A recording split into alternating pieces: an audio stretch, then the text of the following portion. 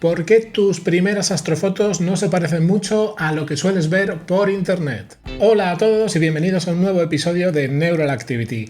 Yo soy Sergio y este es un espacio de YouTube dedicado a la astrofotografía de espacio profundo. Hoy quiero abrir un debate de algo muy típico que nos pasa a muchos cuando empezamos en esta afición.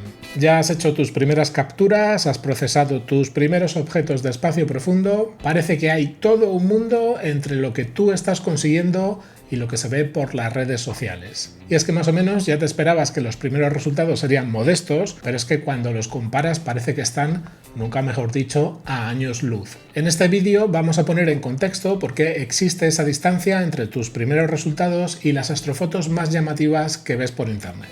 ¿Es porque los demás tienen un equipo mucho mejor que el tuyo? ¿Porque saben más que tú? ¿O porque tienen un software caro que les hace todo sin esfuerzo? Porque sí, al principio, simplemente ver la nebulosa, la galaxia o el cúmulo en tu imagen ya te parece una auténtica pasada. Pero después de unas cuantas sesiones y procesados, tu ojo cambia. Y ahí es justo cuando empiezas a darte cuenta de que entre he conseguido sacarlo y esta imagen está muy bien, hay bastante camino por recorrer.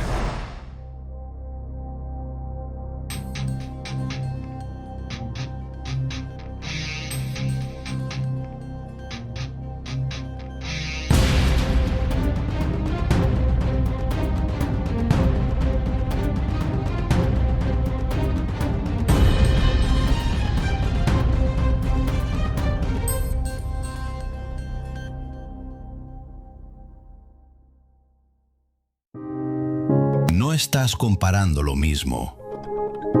Y aquí está para mí la idea central de todo este tema.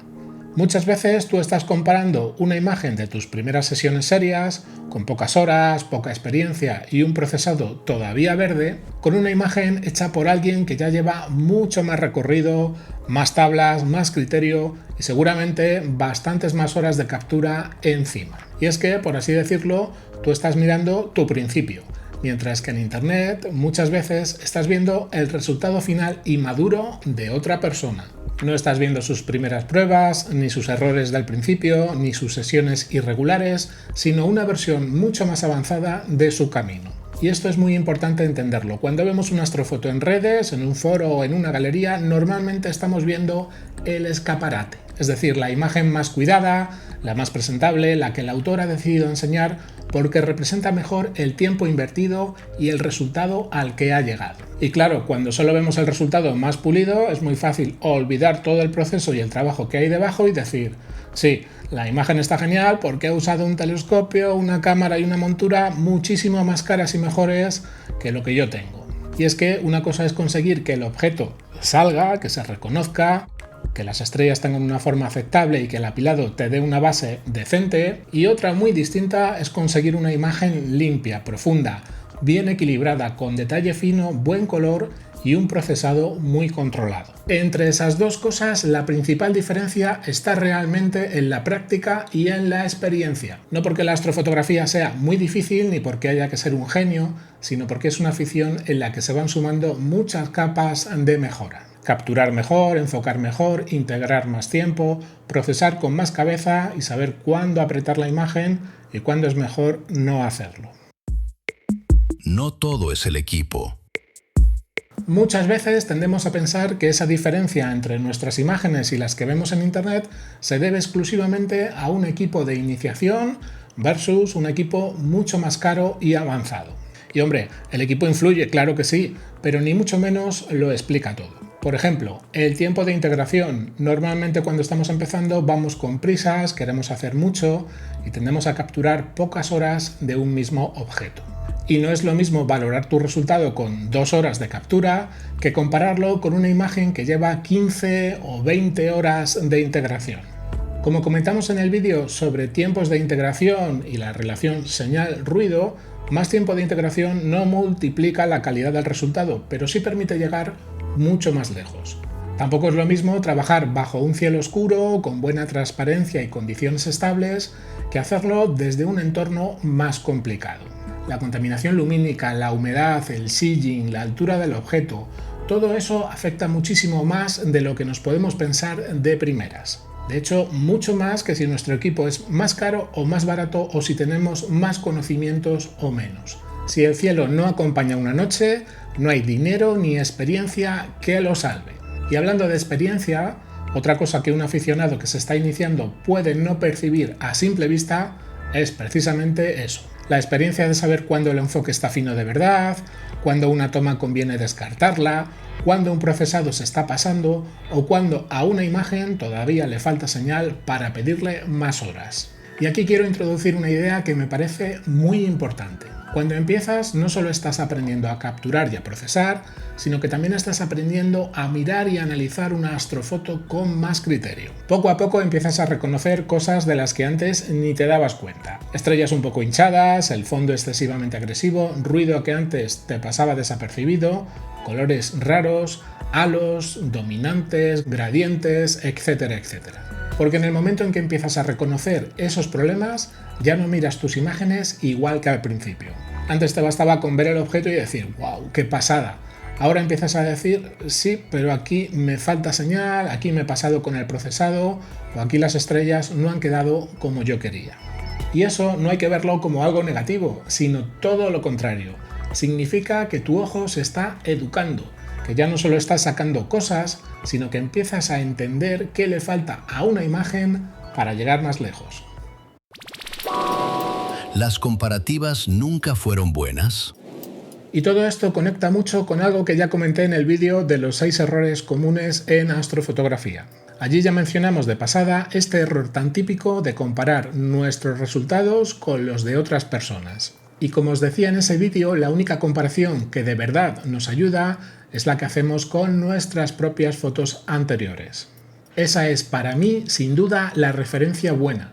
No tanto mirar si tu foto actual se parece a la de alguien con más tiempo, más horas o más experiencia, sino ver si hoy enfocas mejor que hace 6 meses, si procesas con más control, si dejas menos ruido, si tus estrellas han mejorado o si ya sabes resolver cosas que antes ni siquiera entendías.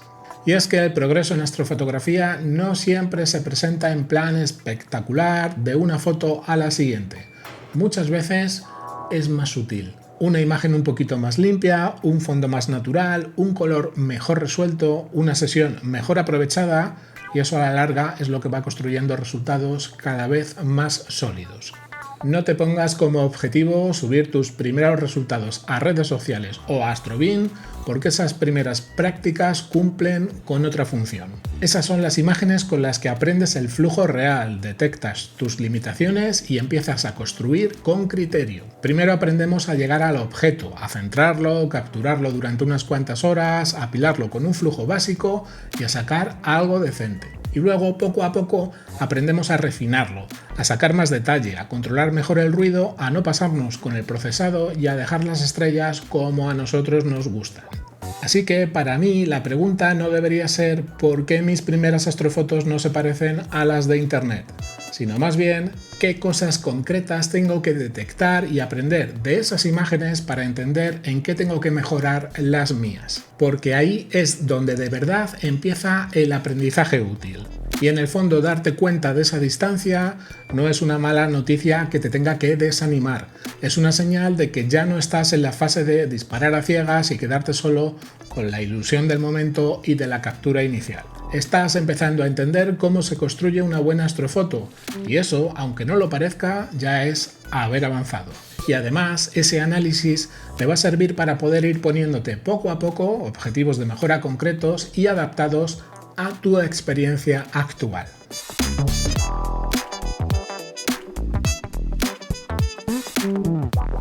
Así que no, tus primeras fotos no van a parecerse mucho a las de internet y no pasa nada, porque normalmente no estás comparando cosas equivalentes, estás comparando tus primeros pasos del camino con los de alguien que ya lleva recorridos muchos kilómetros. Lo importante no es que tus imágenes se parezcan ya a las mejores que veas publicadas. Lo importante es entender por qué esas imágenes llegan a un nivel superior, aprender a reconocer qué les falta todavía a las tuyas e ir mejorando sobre tu propio camino. Nada más por hoy, contadme en los comentarios si os habéis visto reflejados en todo esto ¿Y en qué momento empezasteis a notar vosotros esa distancia entre vuestras primeras fotos y las imágenes que veíais por internet? O si ya habéis empezado a identificar esos puntos de mejora, cuáles son, y si os está costando conseguirlos, o si os están resultando muy difíciles de superar, ¿por qué pensáis que es así? Si os ha gustado el vídeo, dejadme un like, suscribiros al canal para no perderos los próximos episodios y recordad que podéis ayudarme a través de Patreon o invitándome a un café a través de la plataforma Ko-fi. Nos vemos muy pronto en un nuevo vídeo y hasta entonces un abrazo muy fuerte a todas y a todos, cuidaos mucho y hasta la próxima.